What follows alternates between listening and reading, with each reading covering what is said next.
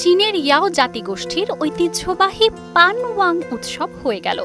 দেশি বিদেশি পর্যটকরা খুশি মনে অংশ নেন এই উৎসবে।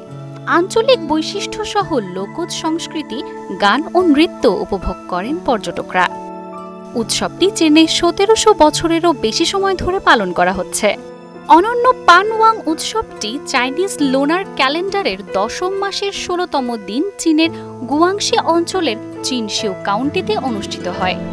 উৎসবে ইয়াও জাতিগোষ্ঠী পানওয়াং রাজার প্রতি শ্রদ্ধা নিবেদন করে থাকে। দেবতাদের সন্তুষ্টির উদ্দেশ্যে শূকরের মাথা, আঠালো চালের কেক, মুরগি এবং চালের ওয়াইন বলিদান করা হয়।